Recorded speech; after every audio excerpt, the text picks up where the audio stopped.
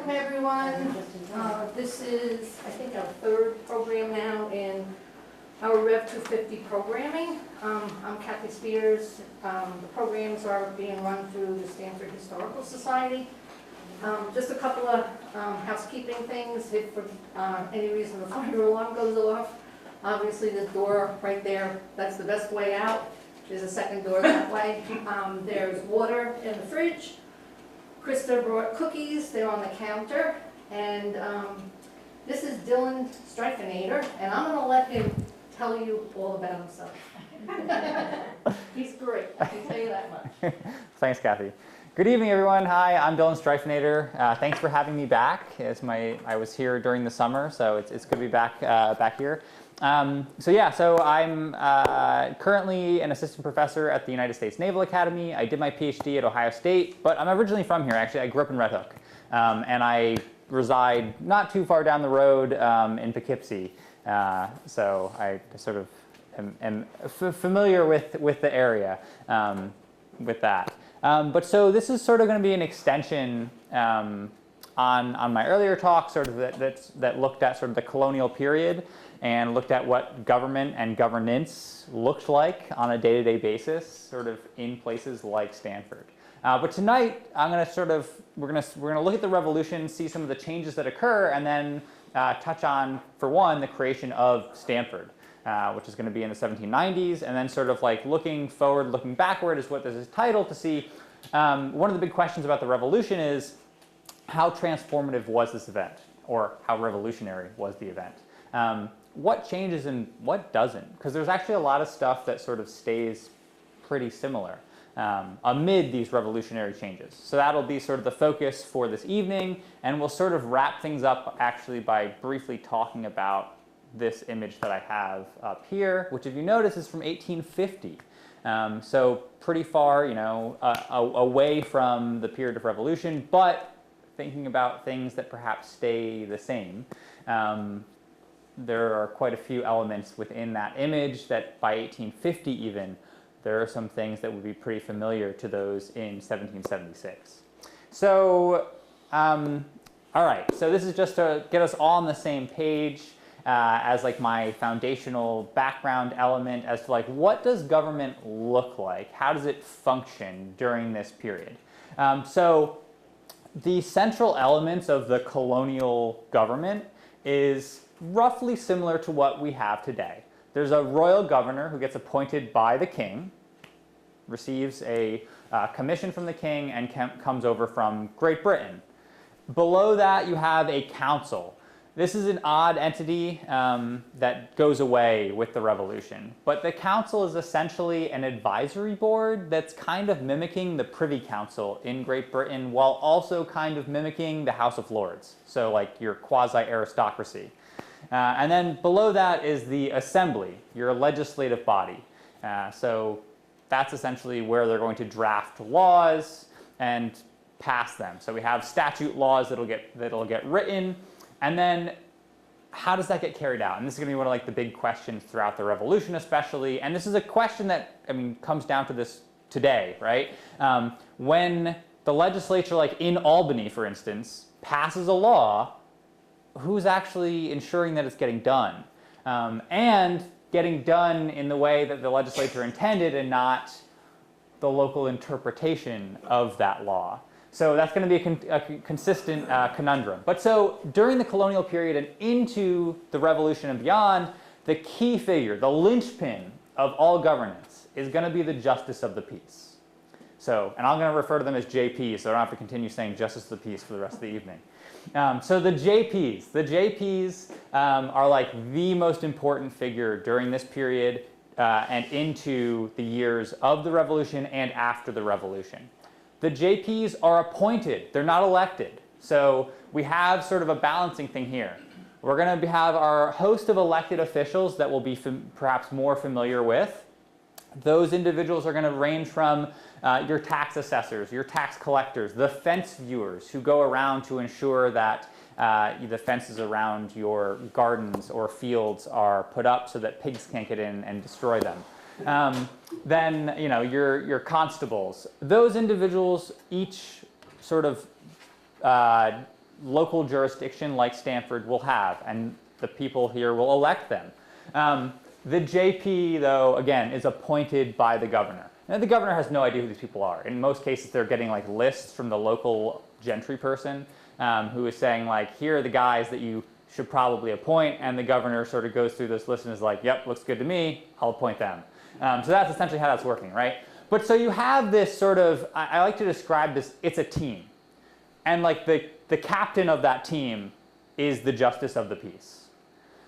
Anything that these individuals are doing, it's going to be happening outside, like, you know, this is your stuff across the year. So like the overseers of the poor, when they go out and they're going to, you know, provide assistance to someone who has fallen on hard times, they're going to need to do it with the approval of the justice of the peace, because it's going to cost money. It'll cost taxpayer money. If there's some sort of issue with like the fence viewers and they go to a place and determine, oh yeah, you didn't put your fence up to the right height and surprise, so-and-so's pigs got into your field.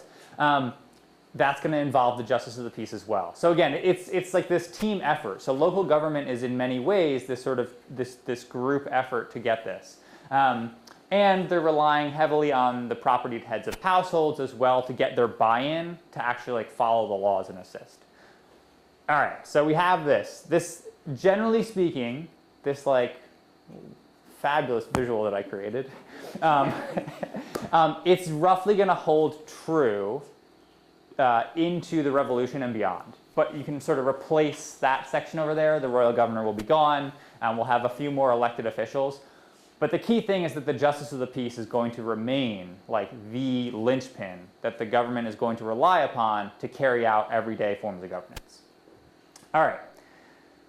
So if we're thinking about JPs, right, within Charlotte Precinct, so if you see over here what is today now multiple different townships, right, we've got Washington, we've got Stanford, we also have just further to the west, new townships as well that are going to emerge, and we'll talk about those sort of in a few moments.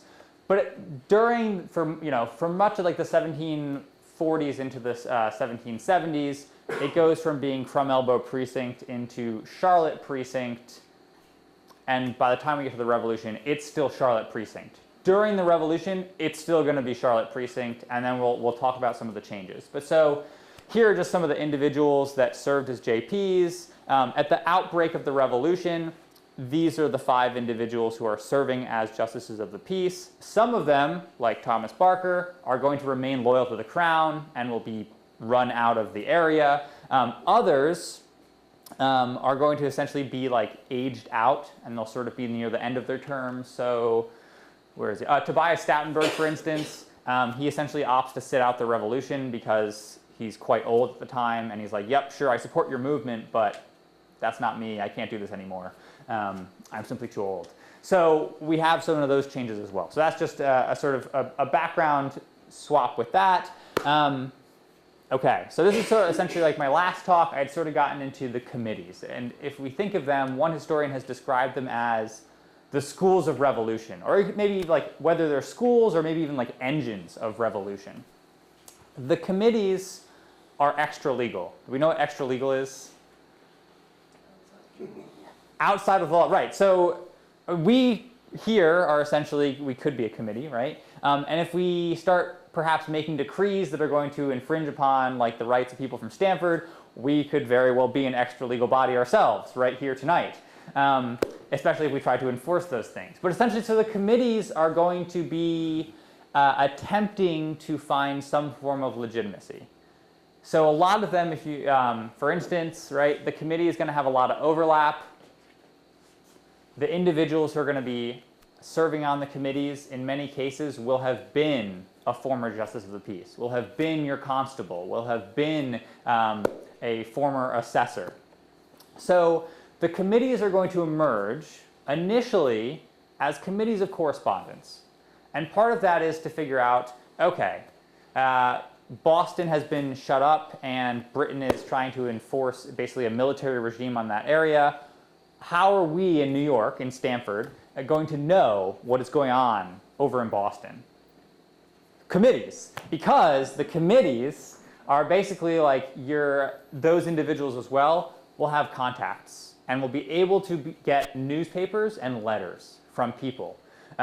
So it's basically like you're setting up, I mean, like the equivalent of like our post offices today, where you can go and get mail. That's essentially what this is. It's like there's someone from New York City who is familiar with each committee member throughout like the Hudson Valley, that they know they can send both letters to as well as newspaper clippings to let them know this is what's going on.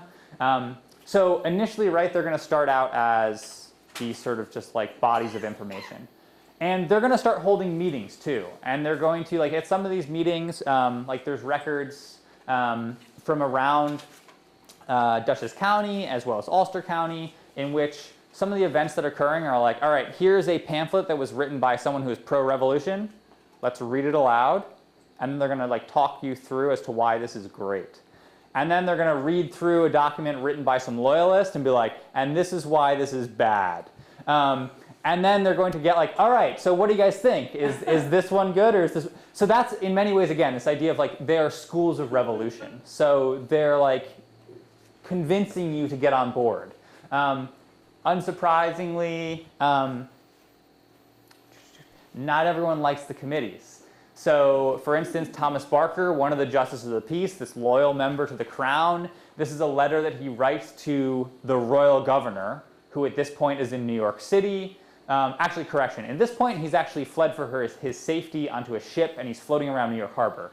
And so we can see here, right, he says, we're threatened on every side of being robbed of our firearms, because eventually the committees are going to start disarming loyalists. And so we start going from, we're just spreading information, we're just saying that you perhaps should only support the revolutionary side, we're just going door to door and asking you to sign this document that says that you agree with us, we're taking your weapons.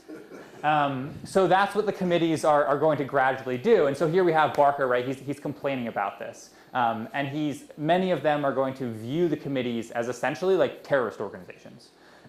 So a lot of the writing, especially in like the 2000s, in the middle of the global war on terror, describes the committees as insurgents, describes them as, especially if you're a loyalist who's trying to stay loyal to the crown, you have a group of people who have no legal authority from the king that are perhaps showing up at your house at 1 o'clock in the morning, kicking in your door, dragging you out of bed, and taking your weapons. That's, right, I mean, like terrorist organization. So we have that going on, right, and we have these complaints. So the committees, though, are going to be like this instrumental group that's going to propel the movement along in New York and across all of the colonies. They're like super instrumental in doing that. They're going to be, operating initially just through sort of like popular sentiment, and much of the focus, right, is going to be like on their role suppressing loyalists. But pretty early on, as the royal government starts to collapse, and like, for instance, the governor is literally going to flee for his life onto a ship and he's floating around New York Harbor. So how much governing is he doing? None. The county courts are going to close up. What happens now when you still have Joe down the street who didn't build his fences the right way and the pigs get into his field? Who is going to be handling that issue? Who's going to be finding a mechanism to mediate between neighbors? In many ways, there's no one there but the committees. Because again, most of them have already served within your local government. And so they start just doing what the local government used to do. Again, do they have any legal authority to do this? No, but they've done it. Their neighbors already look up to them, most of them. And so they're just going to start acting. And so this line here I take, right, a government by congresses and committees, we'll talk about that in just a moment. But so here is one of the surviving documents. This is from Northeast Precinct. It's like present day, like Pine Plains, as to where this is coming from. And what we see in like those documents is, yes, they're concerned about loyalists, and they are disarming the loyalists, and they're making sure that they don't speak badly about the committees. And they're also hearing a complaint about an individual who's selling strong liquors without a license and keeping a disorderly house. And then if you flip through the minutes of their meetings, and then the very next day, someone's going to come in complaining about a bastardy case, that somebody down the street got so-and-so pregnant, and now that child is going to be liable to the town for taxes. You know, flip through the pages a bit further, and someone's going to come in and say, I bought this good from so-and-so, and he hasn't given it to me yet. Like, so these are the issues, like, again, these everyday sort of mundane issues that the committees all of a sudden have people coming to them to figure out. And across the board, the committees are just going to start acting. They're going to start determining, okay, well, I guess we can issue a liquor license. Sure, okay, here's your liquor license. And so they're going to sign off a liquor license.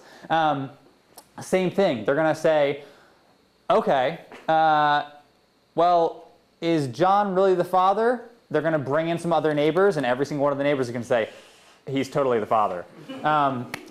And so then they're going to give him a recognizance, which is basically it's a legal form that says, when the child is born, you will be responsible for providing basically a monthly child care for that child until they're 18 years old.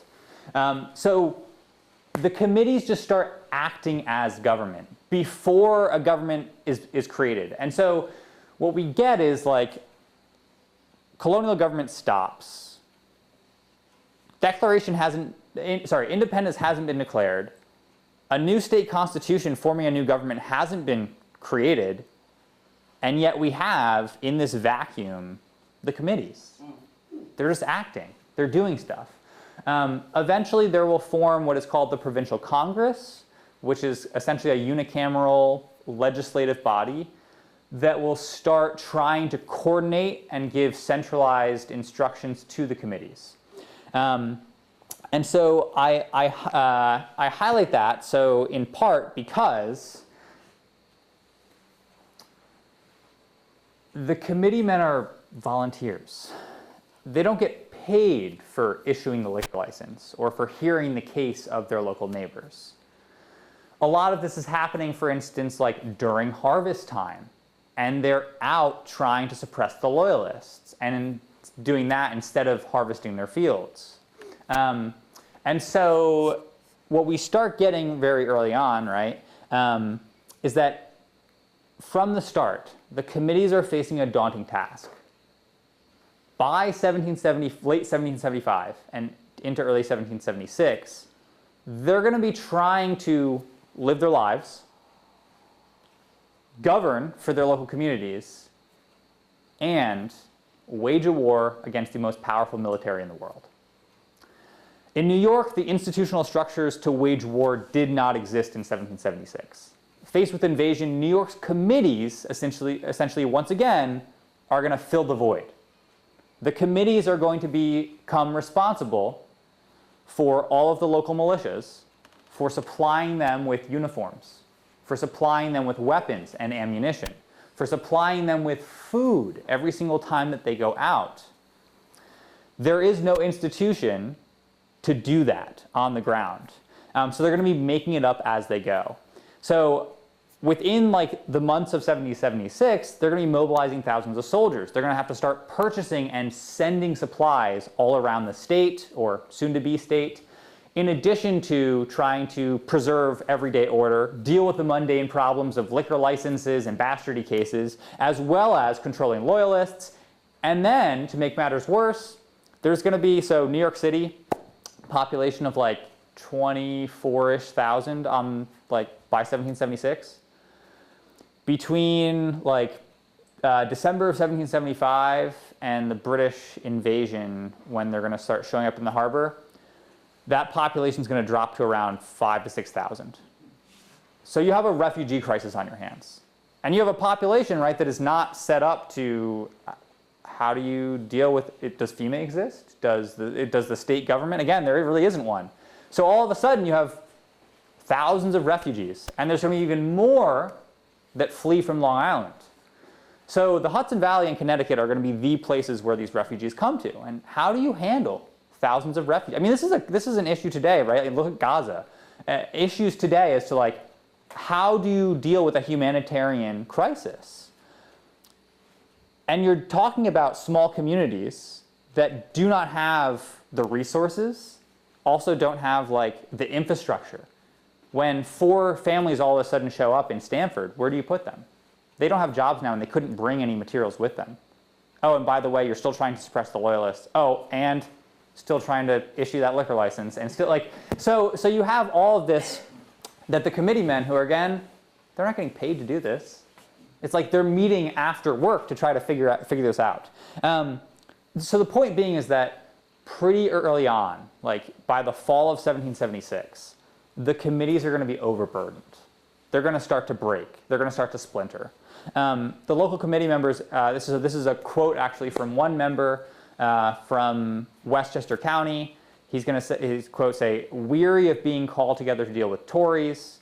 And he says, you know, I never expected to get paid for this, but I have now paid myself, and I've ridden more miles myself on my horse than I would normally spend in an entire year, and I've done it in 1 month.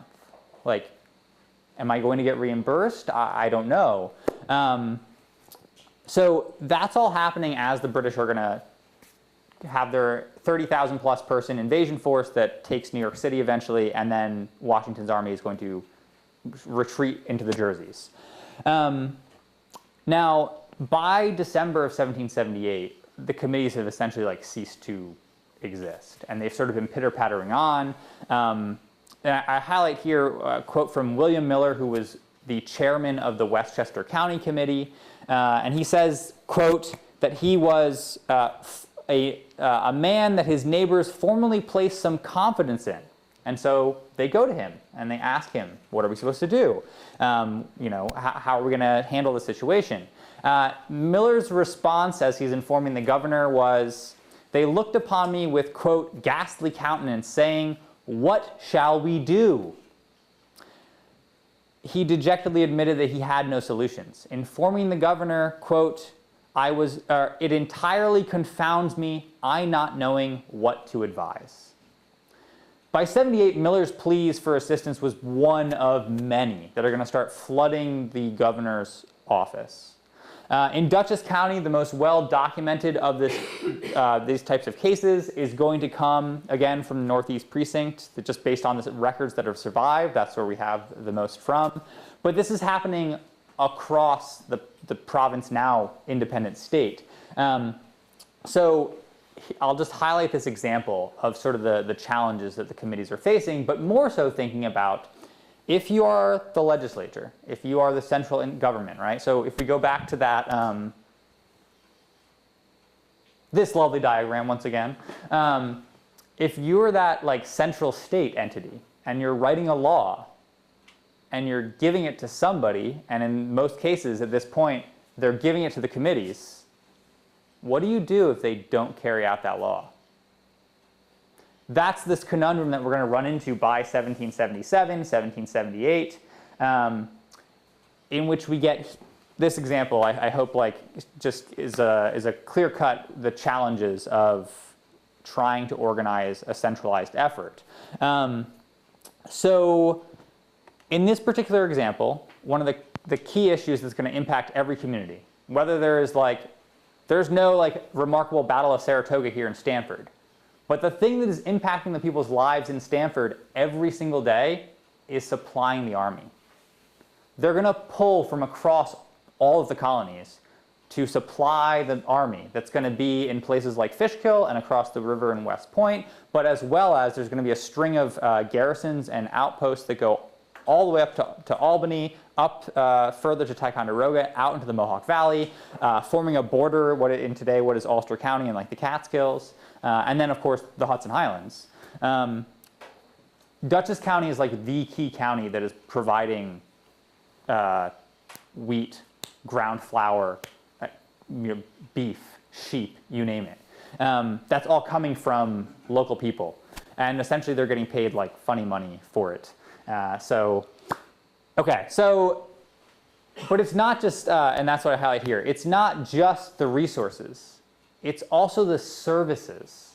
So who's driving the flour to the army? It's local people with wagons and their own horses or oxen that are having to do this in the dead of winter. And they're getting paid like very little for it. So you can see, right, like that does not sound appealing, especially when you're told to do it by your neighbors who are the committee members who so they're stuck in this hard place. And so that's what we get here in 1778, where this is the order. So the New York State Legislature, recently formed, right, sends an order down and says each county has a quota. You need to supply X amount of flour, X amount of beef, X amount of, you name it. That gets distributed to the county level committees. So in this case, they're going to be meeting in Poughkeepsie. So Dutchess County's committee is meeting in Poughkeepsie. The county committee then will send out a similar quota to all of the different localities saying, all right, we owe the state this many wagons. You need to provide X amount. So that's what we get here.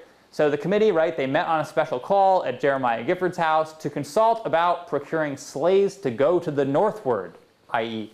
Albany. So they've been ordered to furnish 17 sleighs. So they have to provide 17 sleighs to do this. And so here we have it, right? They have been authorized by a resolution to impress, which we'll talk about in just a moment a little bit more, the number if they can't get it by volunteers. So the 5-person committee of Northeast Precinct, they get together, they read the letter, they're like, all right, we owe 17 of these sleighs. And so what they determine is that each sled needs 2 horses, a driver, and 12 days provisions of forage for the horses. So that's what it's going to take to travel to go to Albany and come back from Albany. Lastly, they determined that they needed to be there at Albany on the 14th by 10 o'clock in the morning. So the committee says, all right, we're going to do it. We're going to do this. And they appoint George Morehouse to organize and lead the 17 sleds to Albany. And their instructions that they send out to the community is you need to show up, parade at the house of, quote, Peter Knickerbocker, and proceed from there to Albany on the 17th. All right. So they were supposed to already leave by the 14th.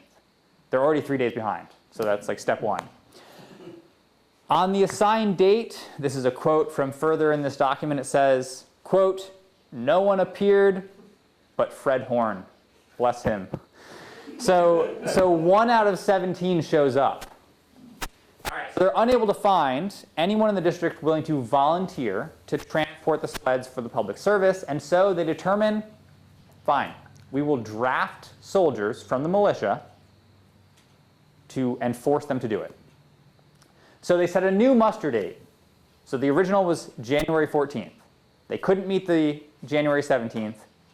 The new date that they think they can feasibly hit is February 25th. Did the Army's needs go away? So now if you're like the state legislatures, you're starting to run into a really serious problem. The committees are like, we set this deadline and you're not hitting it. All right, so the committee sets this new date, February 25th. And so on that day, they show up 4 short. So they still are missing 4 of the people who were drafted to come. All right.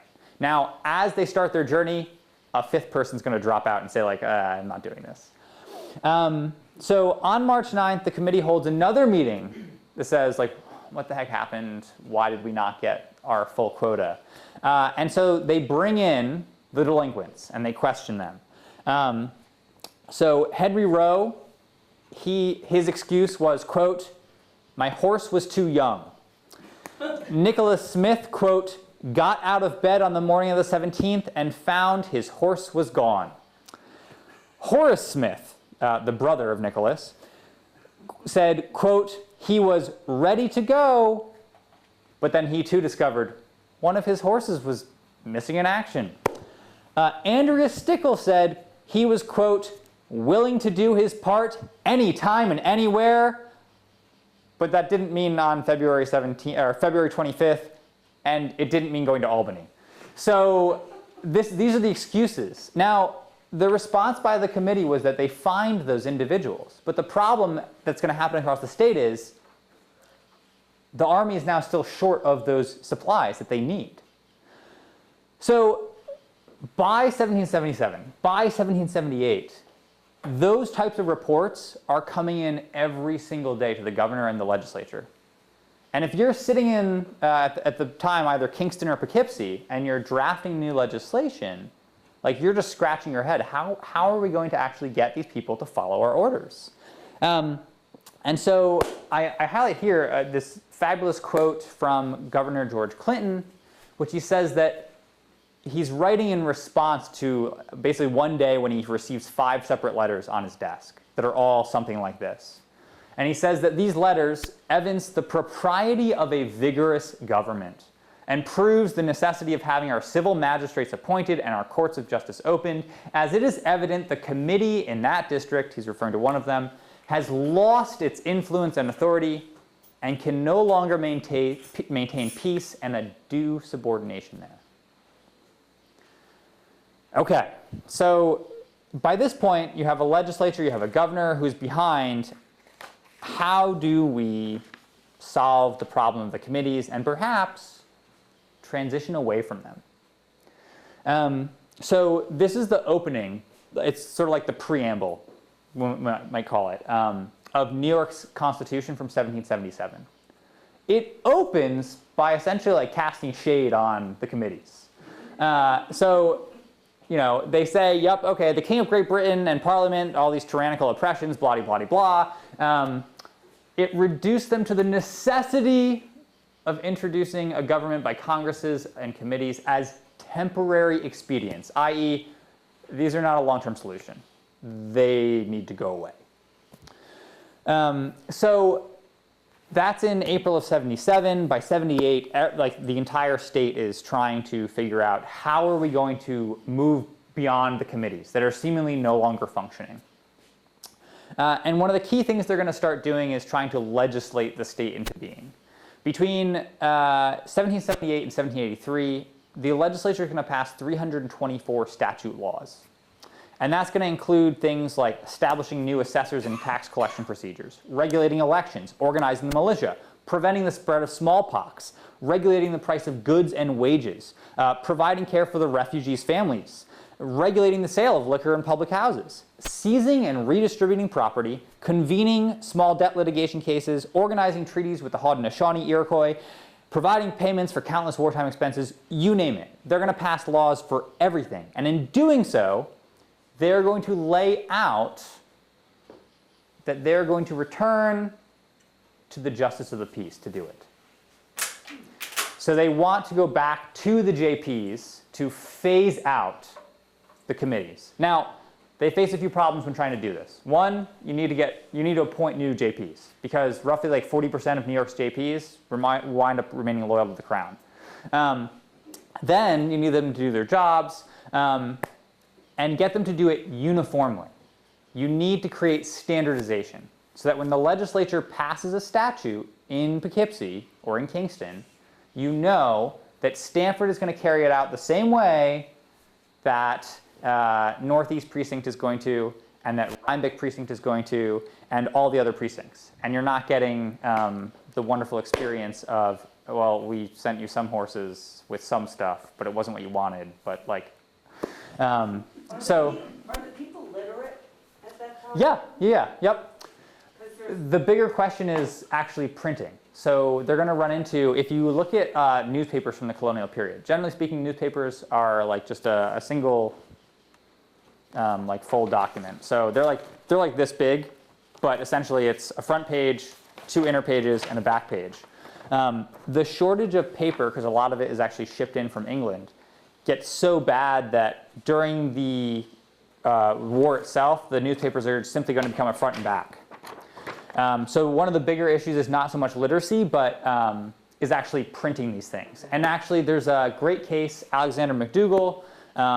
He's from New York City, sort of a radical member of the Sons of Liberty. He'll take over command of the Hudson Highlands. He is going to hound both of New York's printers repeatedly, saying like, I need copies of the statutes, and I need you to send copies to every single locality to help us try to enforce these things. Yeah, great question.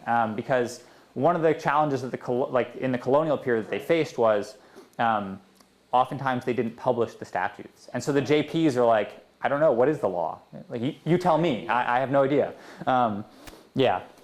So we're going to get these, right? I mean, we're going to be facing these challenges. And one of the big questions about this is, how do you establish effective centralized authority and state capacity to deal with these host of problems and get rid of the committees? How do you move on?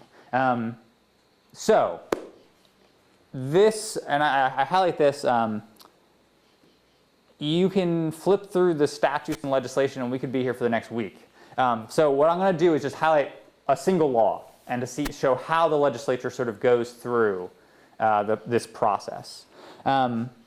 So I'll highlight the single policy of the impress, which is one of the most controversial. So impressment, as a term, it's more commonly used, like I think we're more familiar with it in America with like the War of 1812.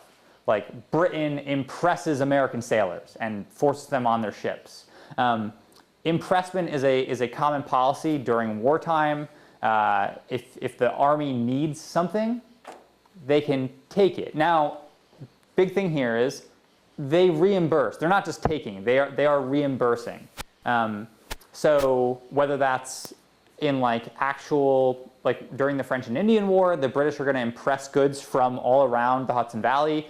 They're able to actually pay though in like sterling silver for those goods.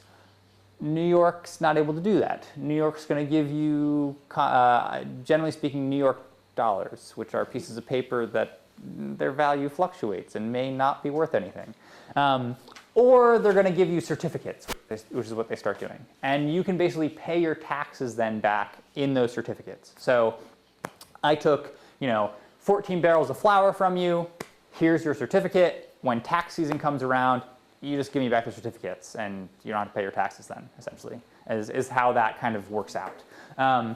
So impressment, as one might suspect, for a group of rebels who at least, on paper are going to rebel for things like liberty and freedom,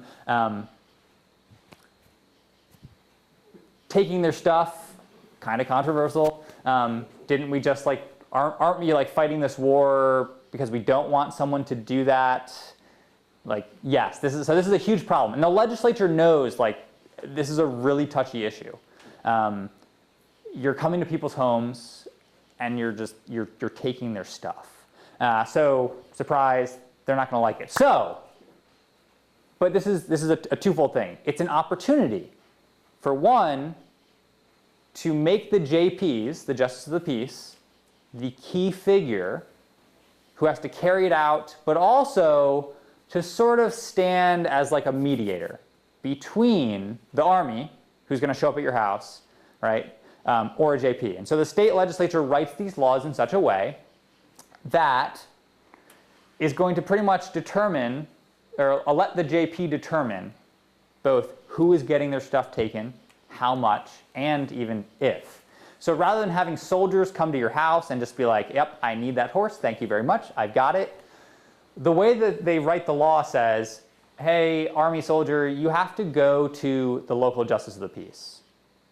And you need to ask him politely, tell him how much flour you need. And then he is going to issue you a warrant, but wait, there's more. He's going to get to determine, actually, you said you wanted 18 barrels, I can get you 14. So there's this leeway in here. And then, in addition to that, there's other things as well. So, for example, the JP is allowed to appoint other local heads of households to be the actual people who go and take the stuff. So instead of having soldiers come into your house, you have like your neighbor that comes to your house and takes stuff. So, okay, this law, and I drew another like gorgeous diagram. I'm all about these visuals. So essentially, this is what happens, right? So they pass this law, cool. The army, they want to get stuff. They now have to go to the Justice of the Peace. The JP issues a warrant, and he appoints these, quote, discreet and prudent residents who are going to be the people who both determine, why does this matter? Because you have your heads of households, and they're going to know, okay, in Stanford, who can actually afford to basically hand off 14 cattle? Well, I know that like Widow McRae over there and Old Man Jones, they just can't. Whereas this person over here, like I know that they can probably afford to lose 2 or 3 cattle. So we've got those individuals sort of intervening. They're going to be the ones who actually take the stuff as well with the warrant, and they're going to hand it off to the army. But, perhaps unsurprisingly, in a similar challenge with the committees, in many cases the JPs, who many of them were committee men, are in many cases going to side with guess who? Their neighbors. And so they're going to be like, well, does the army really need that? Maybe not. So there's a series of heated conflicts that they get into. But the bigger point of this is that out of these conflicts, the state is going to have to figure out a way to force the JPs to actually carry the laws. And so I think like this is like one of the key elements of making the revolution possible and of creating a government that can actually do stuff and win a war against Great Britain. So the legislature, right, legislating, it takes time.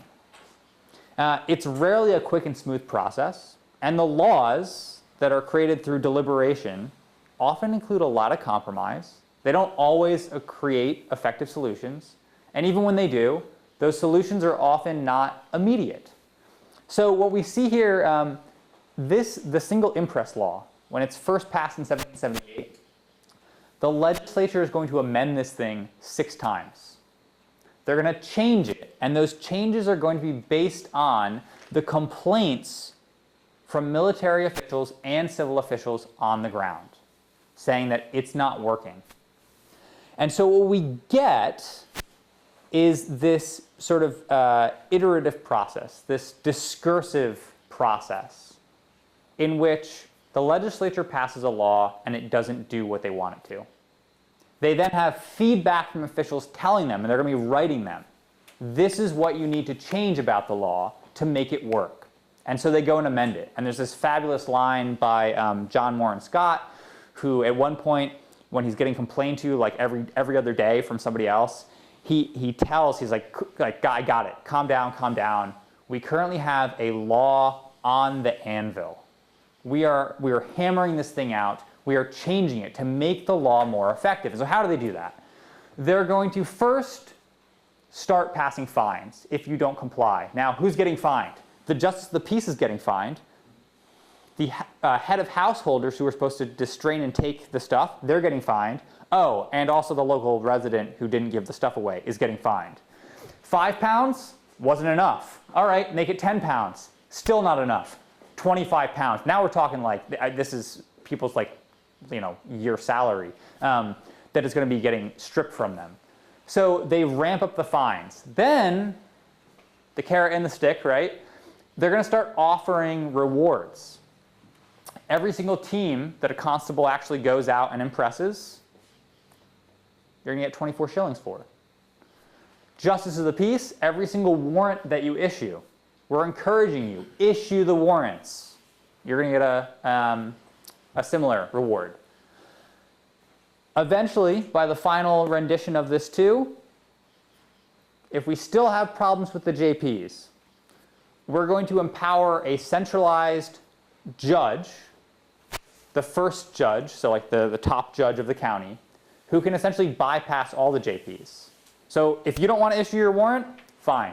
I'm going to go to Poughkeepsie, and I'm going to get the judge to issue me a warrant, and then I'm going to come back to Stanford with the militia, and I'm going to take your stuff. So we have this process that goes back and forth, back and forth. So we have, right, this legislation. It takes a long time.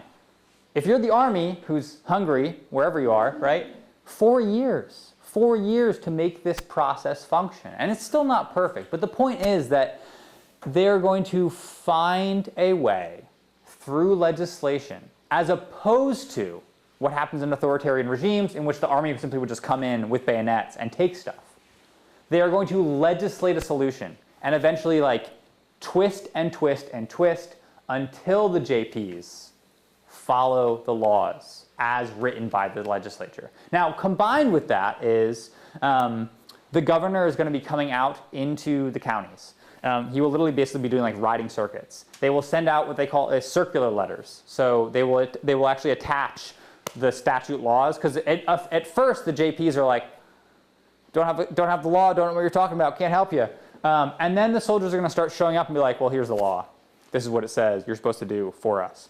So that's like another, like a sort of a backstop that's helping this. All right, so super, great. We finally get like, you know, a working method to have local officials carry out centralized laws. But then the war ends.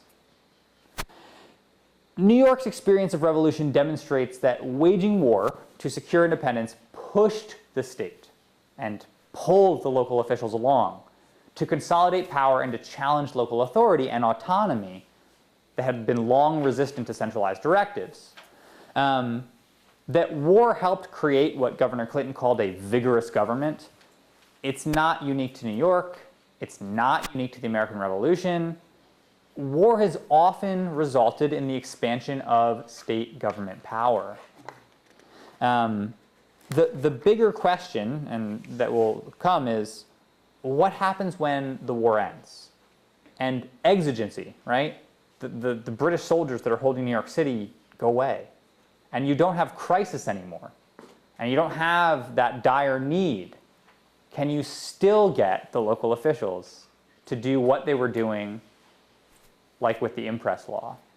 Now, a long view of American experience, historian Gary Gersel observes, has shown, quote, a determination to scale back those forces after wartime end.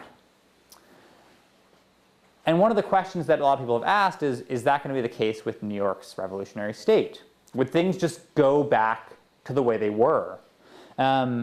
State power, right, might have been dismantled at the conclusion of the revolution. And in many ways, other historians who work especially on the South have shown that's pretty much what happens, sort of, throughout the South especially.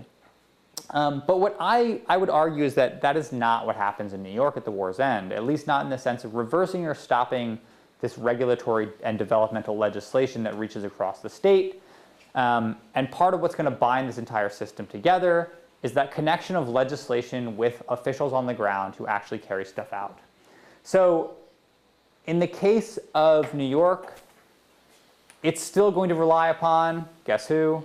The Justice of the Peace.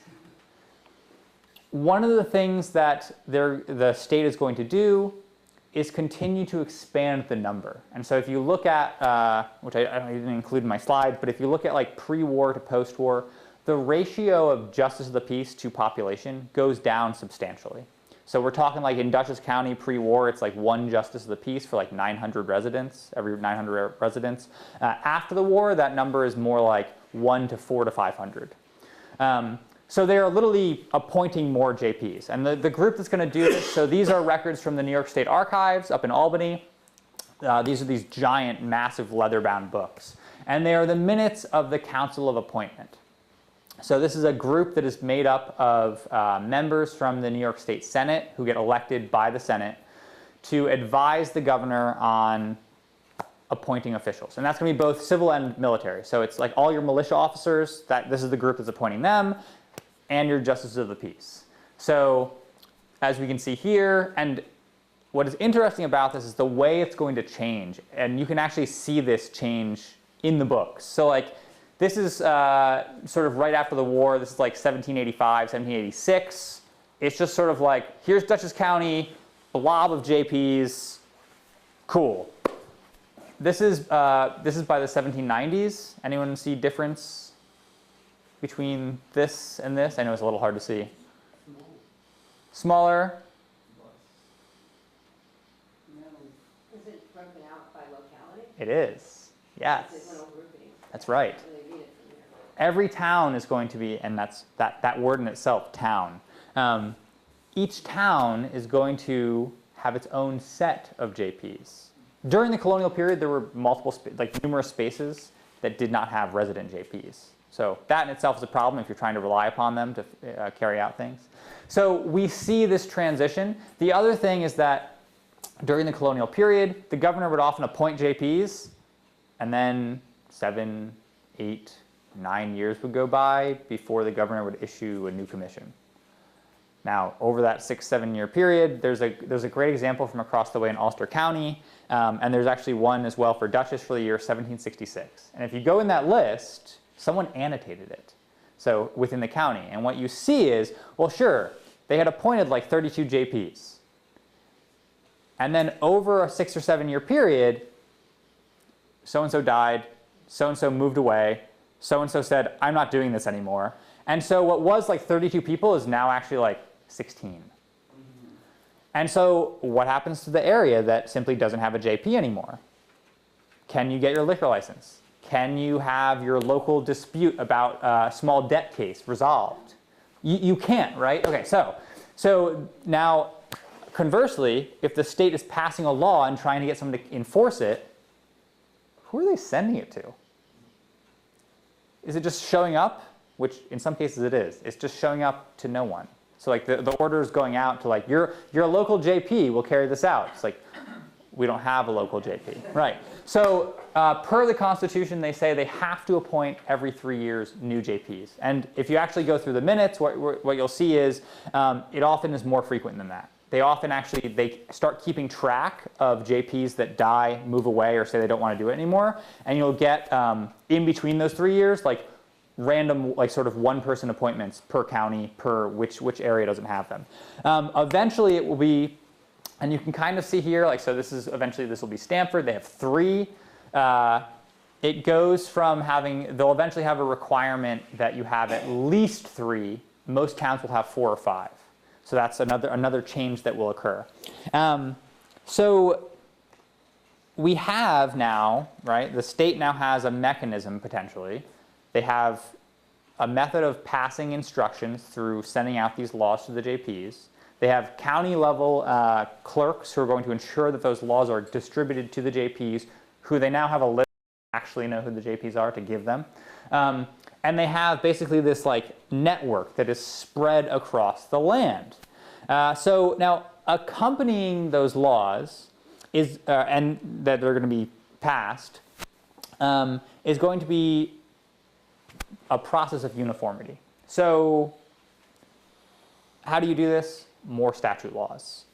So they're going to start passing laws that, again, continue to try to create more and more standardization, more and more uniformity. So this is one of the first ones. This is 1787. They're going to pass an act concerning justice of the peace. This is going to both officially codify pretty much all the responsibilities that a JP has and expand them. So it will explicitly state that the JPs are required to keep the quiet rule and government of the citizens. That's pretty expansive. What does that include? To keep good order, basically. They're going to expand that, and they're going to say they're responsible for all forms of larceny, theft, trespass, forestallings, regradings, engrossings, extortions. They can take action against any person who, quote, rides in the company with armed force against the peace to the disturbance of the citizens and inhabitants. The JPs become responsible for regulating weights and measures. They'll become responsible for policing the other state officials who, quote, behave themselves unduly or carelessly. So all of your local elected officials, your assessors, your constable, your fence viewers, the JP, now they're saying, like, you are the team leader, and you are going to fine them and remove them if they don't follow what the statutes are saying. So they're codifying this into law. Further, so how do we make sure, how can we write to make sure that the JPs are all doing this in a similar manner? Well, we can start by the town meetings. So here we have from this is still Charlotte precinct. We haven't quite broken out yet to get Stanford as a town.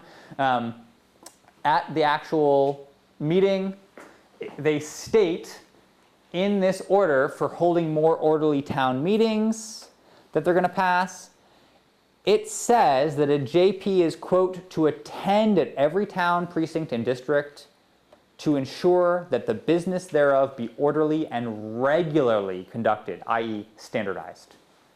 Here we have 4 JPs, inspectors of the town meeting.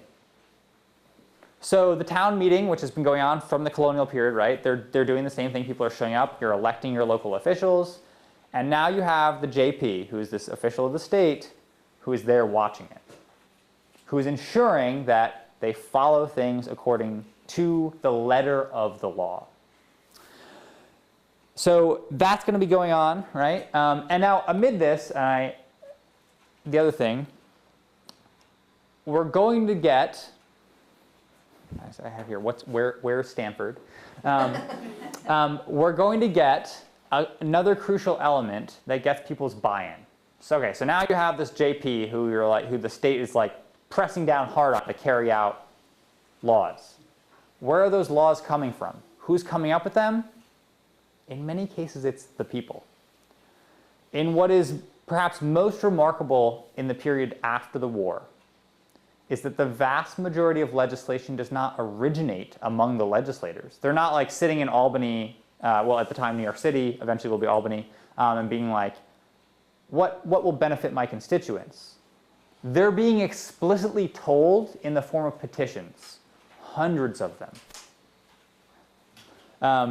They're going to start receiving hundreds of petitions every single year that are complaining about stuff. Whether that is they want a new bridge built, whether they want a new road over here, whether they want a bank established here, whether they want a new schoolhouse, whether there's some sort of dispute between individuals or groups of individuals, they're going to petition the state. And so we get now, we're combining, right? The laws are coming from the people. They're then getting passed by the legislature and they're getting enforced by the JP. So you get this buy-in, right? If you're thinking about legitimacy for these people. And that's actually how Charlotte precinct gets divided into, initially, we're going to get Washington and Clinton. People petition saying, we're too spread out, we want 2 separate jurisdictions. We want our own JPs, we want our own assessors, we want our own constables, we want our own meeting house, and we want to hold our own town meeting and handle things ourselves. And they passed that. And so in 1786, we get 2 new precincts carved out of what was Charlotte precinct in Washington and Clinton. But again, what about Stanford? Where is that? So Stanford is going to emerge as a town, thanks in part to more legislation. That creates more uniformity, more standardization. So the state is going to pass 2 new important laws. One, they basically just reaffirm the state will be divided into counties. They create 16 and new ones will be created after. And then they finally get rid of what is this disastrous system of chaos. In the colonial period, New York had towns, but it also had precincts, and it also had districts, and it had manors, and it had wards, and it had boroughs. And they all did things kind of differently. So New York, again, in this effort of standardization, gets rid of all of that and says, nope, it's all towns now. You will only have towns. And then eventually they will assign every single town needs to have at least 3 justices of the peace. Those JPs are going to be attending your town meetings, ensuring that you do things in a orderly, regularized, standardized form. So that's going to be going on with this period, and that is how we get Stanford. So once again, by petition.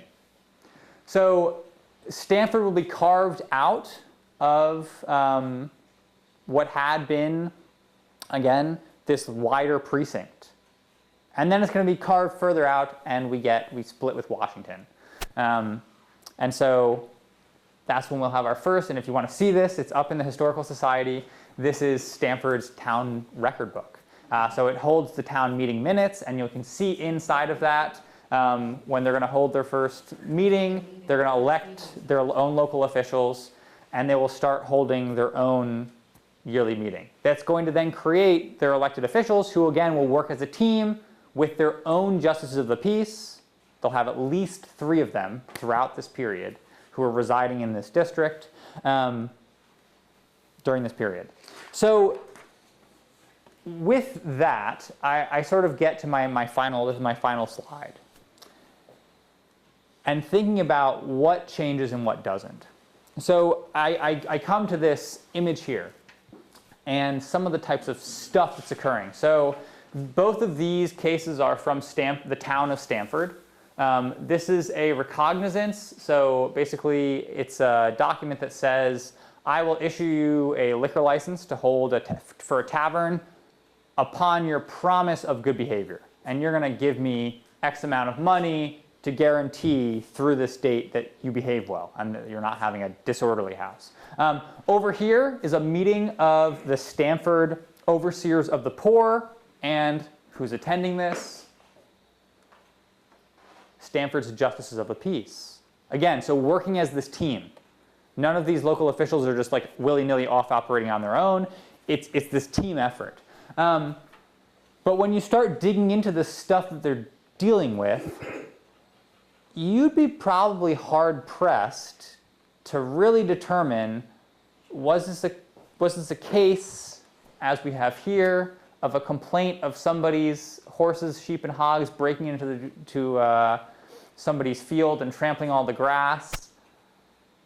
Did that happen in 1735 or 1835? So thinking about changing continuity, in many ways, the sort of like mundane aspects of everyday governance, of everyday life, of mediating conflicts between neighbors, which is much of what the government does during this period, it's pretty similar and is perhaps untransformed by the revolution. And yet, there's also elements that are significantly changed. And part of that is going to be that every single one of these cases is now occurring in a town with a set number of justices of the peace.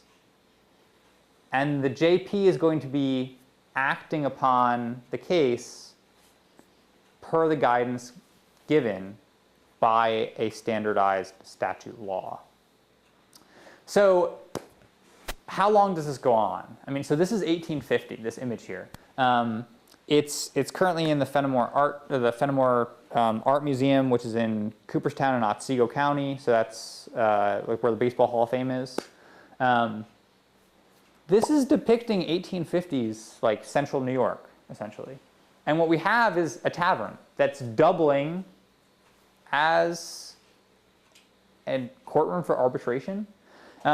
This is the Justice of the Peace. You can see he has a leather apron on, so he's put down the other work that what his actual job is, to listen to the defendant and plaintiff, some changes that are here, right? It would appear from the way it's been described is that one of these individuals is a lawyer, so a lawyer is brought into things.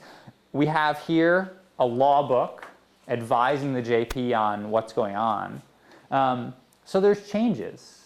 But there's also a lot of continuity. So with that, how revolutionary was the revolution? At least in local governances, if you ask the question for local governance, it was, and it wasn't. So with that, I finish up for the evening. Thank you for bearing with me for that excruciatingly long me rambling. So. Yes. In this county, we have areas that are partnerships, Hmm. how are they established? So like the 9 partners, Yeah, that, that's one of them. yeah, so that's an earlier, it's an earlier through like that is a land grant that is given out by the Crown and is then continued to be split up and divvied out. If I go back to that, it's actually in, I think it's in this one maybe it might say. Yeah, so like the little or upper 9 partners, it's just going to get lumped into the new jurisdictions that are created by the state. So that'll sort of get, it's there, and if you like go and look at the deeds for like property ownership, those borders still exist, but part of what the state is doing here is like somewhat arbitrarily chopping through those former jurisdictional organizations. Now, eventually, too, eventually the state they'll continue to adapt, right? So, like today, there's a ton of villages, for instance, that will become incorporated. There will be a host of incorporated cities as well. One of the first will actually be Hudson, 1783. Pretty much as soon as the war is over, they petition the state to ask for right of incorporation so that they can elect their own officials and sort of pass their own additional regulations as well. Yeah.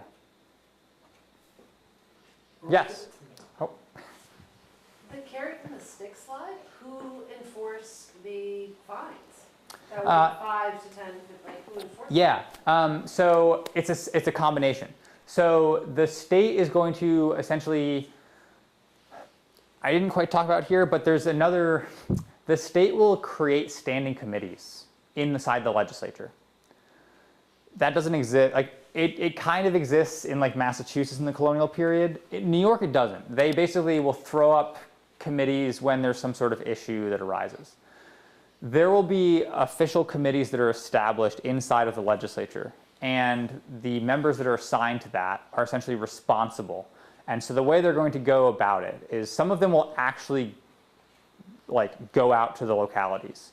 But they will create a communication network with the county clerk, essentially, who is keeping a list, and they are going to send out, there are other state agents and other state commissioners who are going to go around and start collecting. If the JP doesn't, or if the county judge doesn't.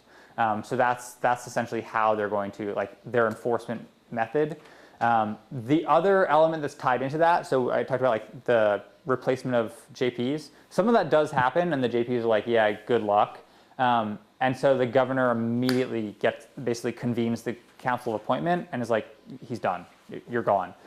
So an element of it is getting individuals who you know will actually carry out the law. And so interestingly, one of the closest ones who we know who sort of is rubbed the wrong way in that process, Roswell Hopkins. He's a JP over in Amenia precinct, or eventually becomes Amenia town. He gets irritated by the impressment thing, and he says that his own farm actually is one of the places where they come and take stuff, and he's furious, and he writes the governor, and he's super mad, and he's demanding that like some sort of repayment, something. And the governor's response is pretty much, nope, tough luck. You can either like live with this and do your job, or I'm going to replace you. Now he pretty much like stomps out and quits, and the governor's like, cool, all right, I will find someone new, and they do. Now after the war ends, he comes back. So like, does it completely close to the door to those individuals? Not necessarily, but so yeah. Is there much corruption? Define corruption.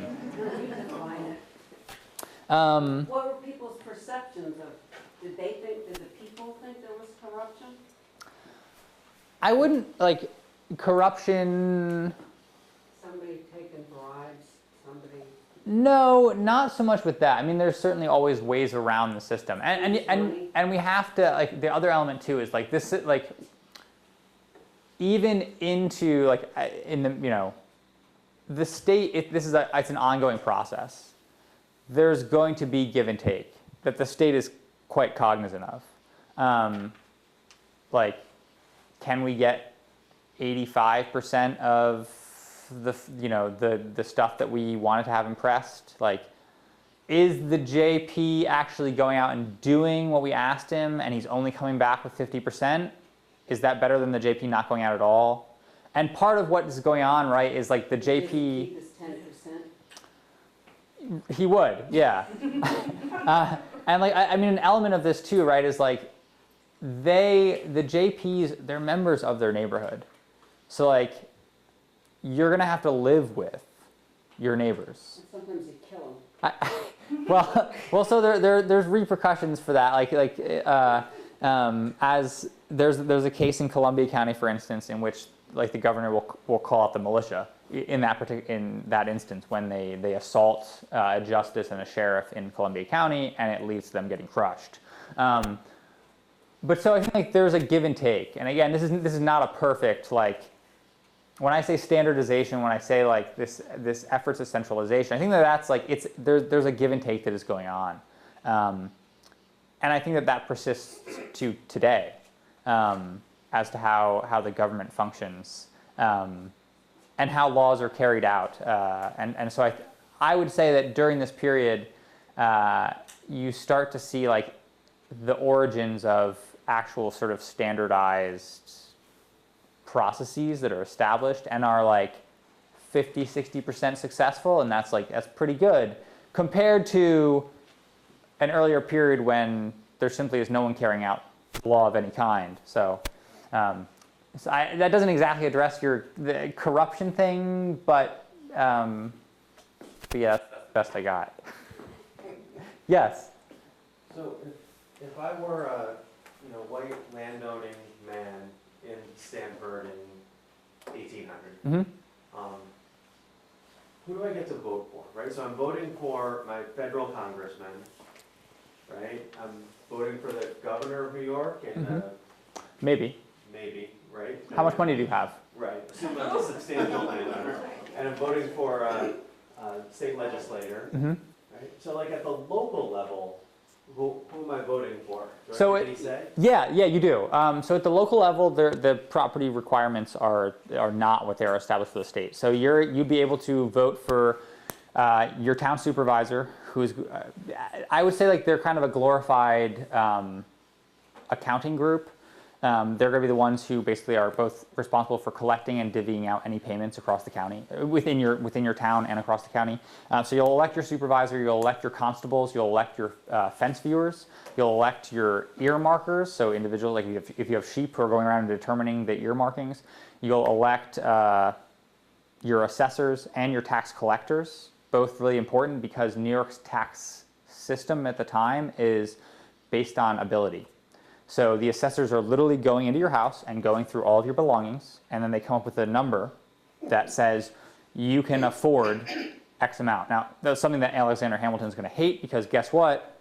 Guess who pays the most taxes?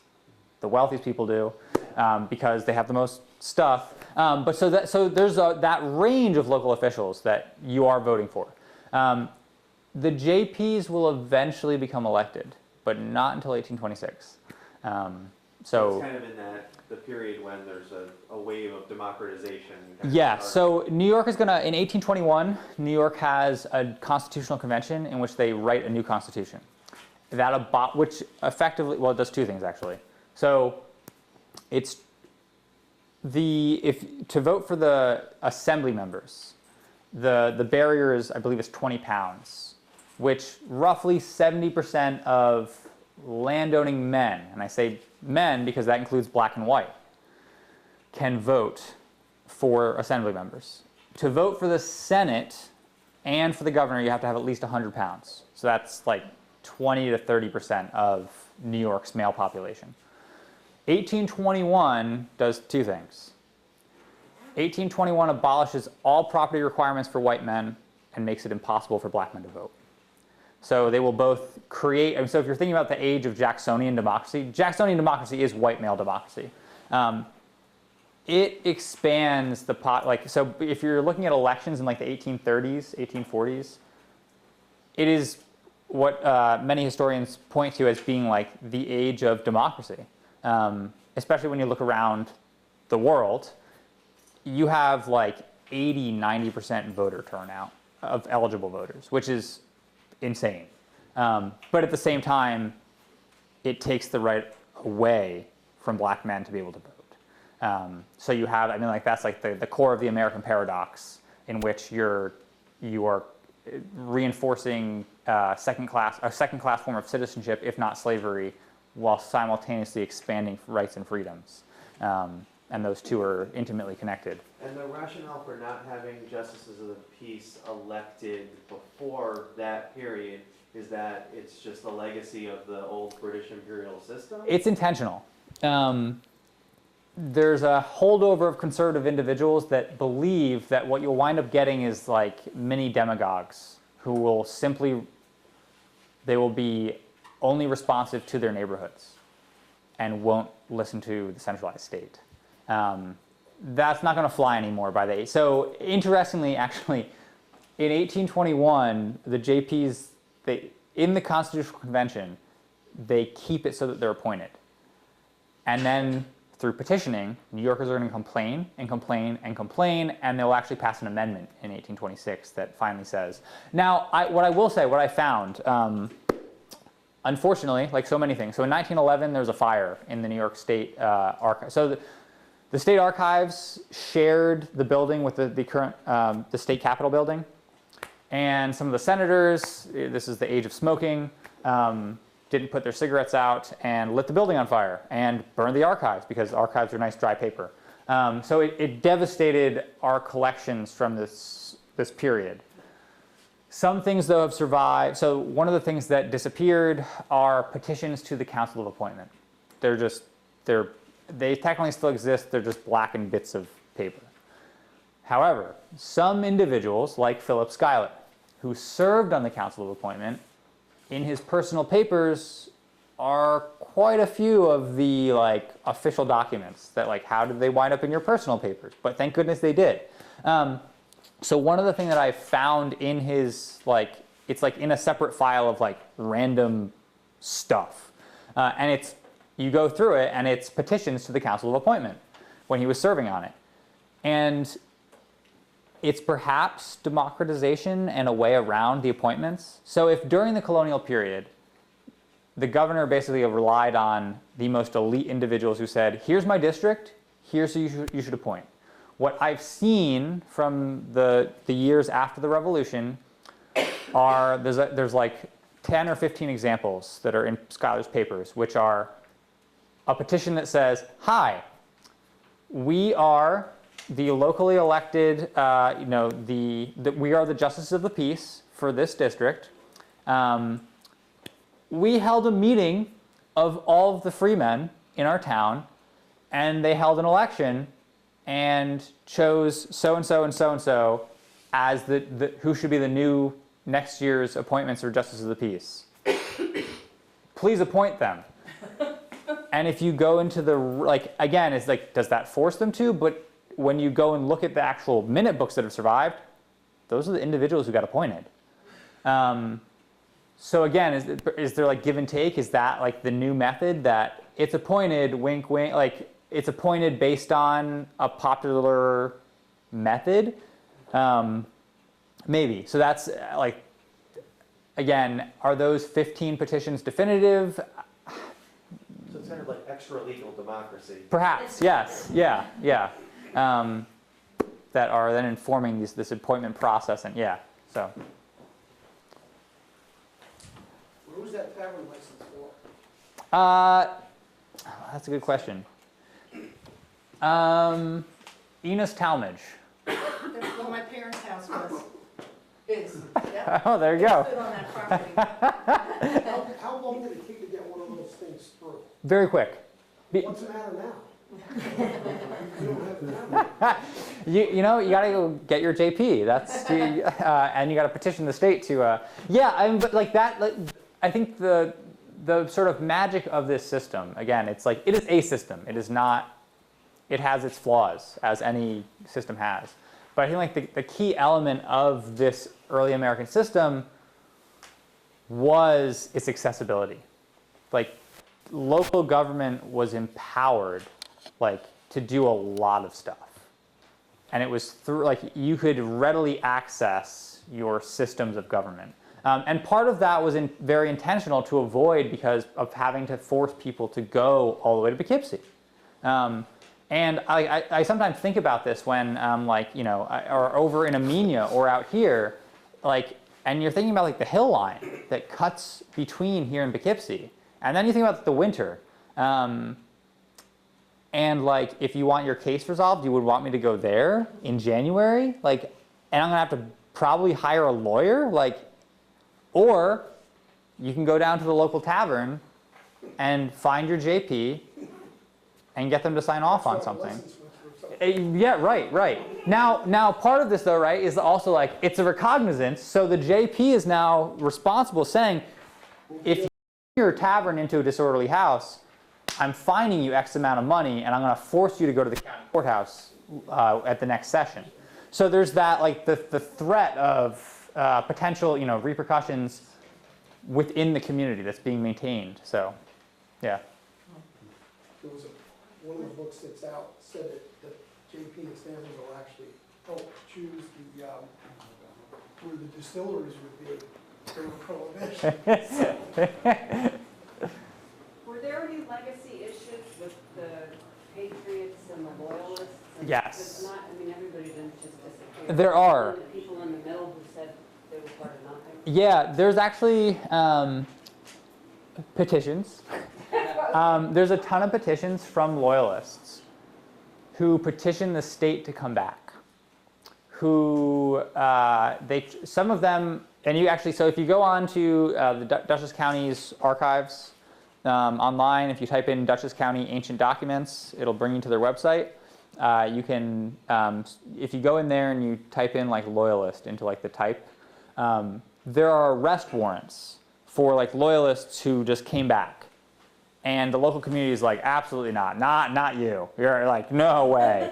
And they arrest the person, and like some of them are orders from justice of the peace to a constable saying, yup, send them back to wherever they were. Like, I don't care, Connecticut, who cares, like, get them out of here.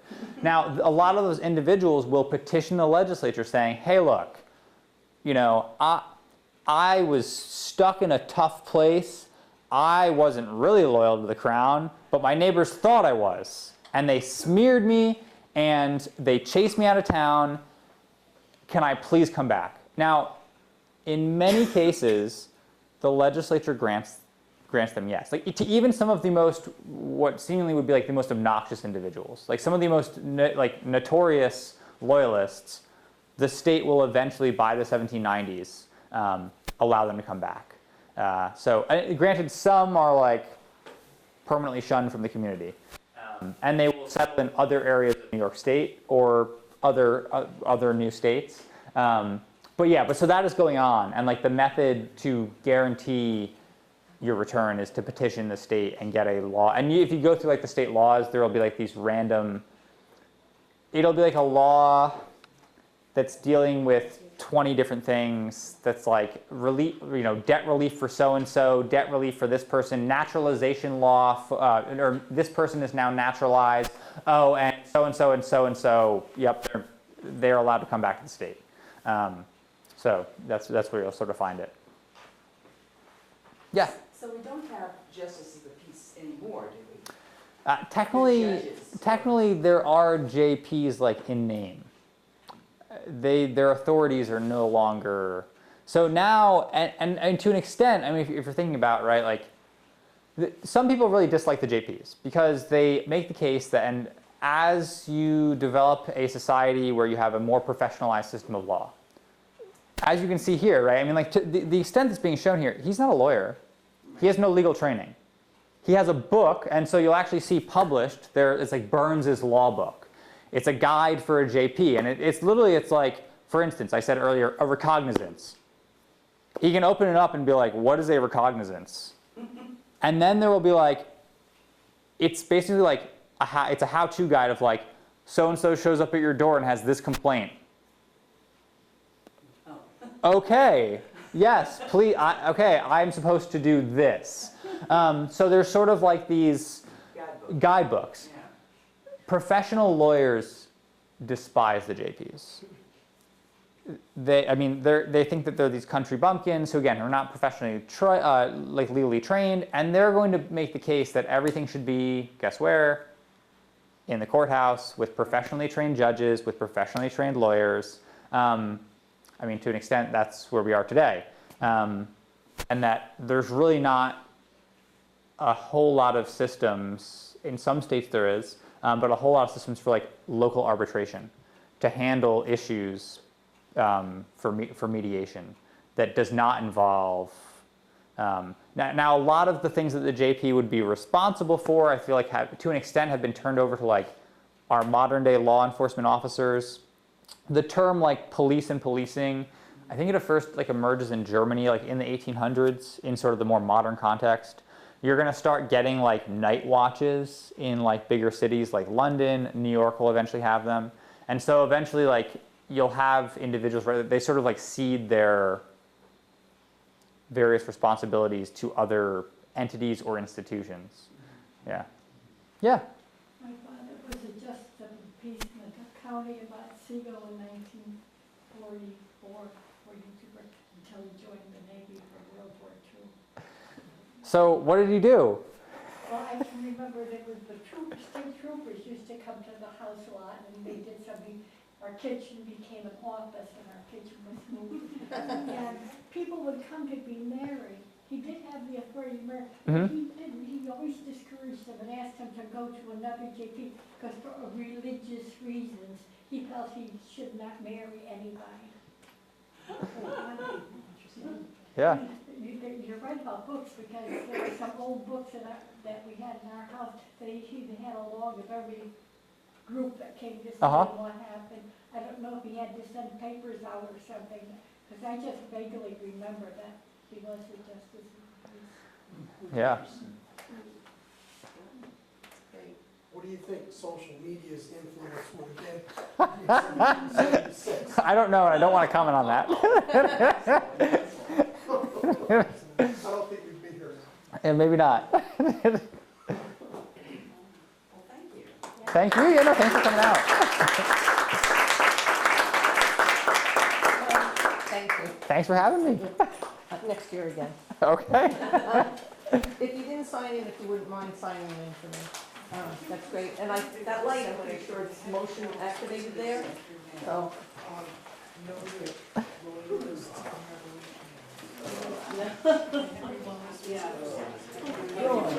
Yes. Thank you very much. You're very welcome. It was very good. I'm glad you enjoyed it. I'm going to say your grandmother, you were great. Okay. She already thinks that. Yeah, yeah. Or at least parts of it. The organ recital. Yes, yes. Great. Yeah. Are you going to do this? Maybe. Yeah.